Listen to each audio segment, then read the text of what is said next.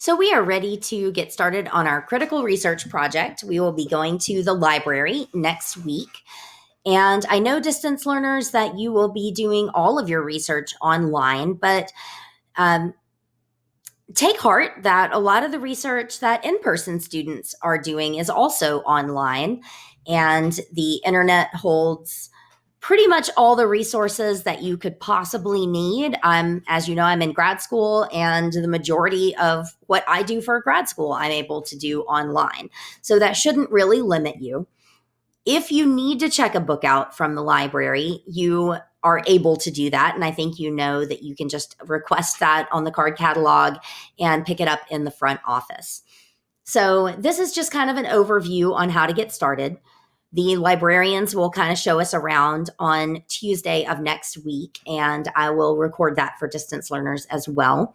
I'm not going to read this entire page to you. The file is available on Kidim, but I did want to show you the databases on the Library Media Center homepage, and I also want to show you how to set up your OneNote, because that is something we are doing in class on Friday so that it is ready to go before we get to the library next week. So just really quickly, from the Smyrna High homepage, you will go to Academics and choose the Library Media Center. From there, you will go to Research Resources. And this immediately gives you all of the Tennessee Electronic Library sources. From home, you may have to put in a password when you click on these. I don't know if it's going to ask me. Let's see. Academic OneFile is a good one to use, or Gale Literary Sources. I suggest you start down here with Gale Literary Sources. Yes, it does ask me for a password because I'm doing this from home. The password is Elvis, E-L-V-I-S. I wish it would show that to you, but it won't. It's all lowercase letters. And that has been the password literally for 25 years since I did my undergrad at MTSU. So I don't think it's going to change anytime soon. So this Gale literature is a good place to start. And on this Getting Started guide, I have some suggestions for how you might go about searching for your book. You can really just start it from typing in the title. And then, as you can see, it gives you options: Hamlet the play, Hamlet the character, et cetera, et cetera. And then you can look at the sources that come up. As it tells you on the Getting Started guide, you want to avoid things that say book review. Book reviews and book summaries are not what you are looking for. You are looking for literary criticism. You are looking for critical articles, symbolic analyses, and that sort of thing. Book reviews and book summaries are not going to be analytical enough. They're not going to be academic enough to help you out. They're too generic. So then the next thing you need to do is read these beginning statements here. But also, you're going to want to look at the abstract that is usually at the top of an article. This one doesn't seem to have one, so I would want to read the first couple of paragraphs to decide if you want to use it. I like to use the metaphor of trying on clothes. And I know this doesn't always work for guys, but ladies should understand that when you go shopping for an outfit, you might bring 20 outfits into the dressing room, but you're only going to buy 3. You need to do the same thing with research. Look at lots of sources and then choose the best. Don't just choose the first 4 articles you find. That is lazy research, and it's not very productive. You need to be pickier. Try to find articles that you are interested in, articles that are either in sync with what you were already thinking about your novel, or possibly ones that are the complete opposite. It's kind of fun to argue with these articles, so finding ones that you disagree with might be more interesting than finding ones you agree with, although a mix is best. So make sure that you look through several of them. I have whittled down my list of novels for you to choose from to ones that have a good amount of articles out there. So I hope that none of you struggle to find information. I've tried to provide you with novels that are going to be easy to research. So if you are just itching to get started, you can go ahead and start looking into this before next week. We will definitely be doing it next week.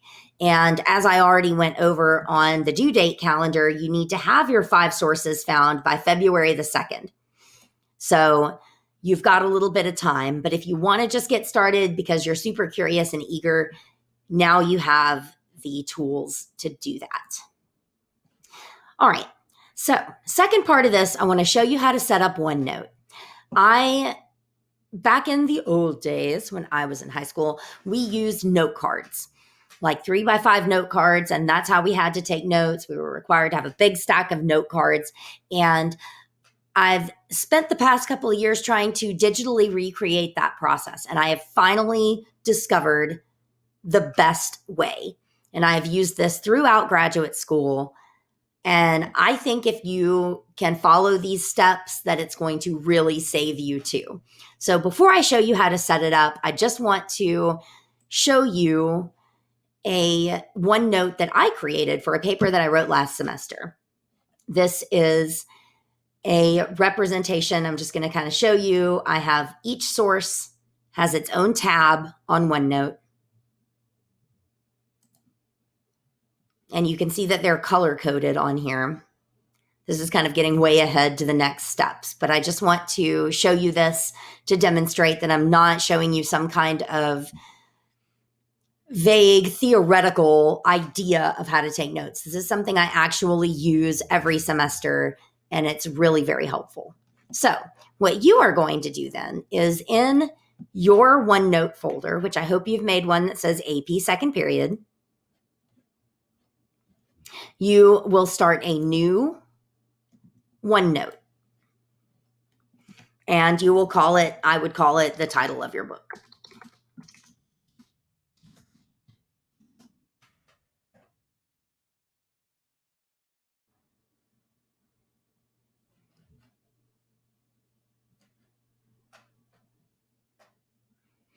Once that opens,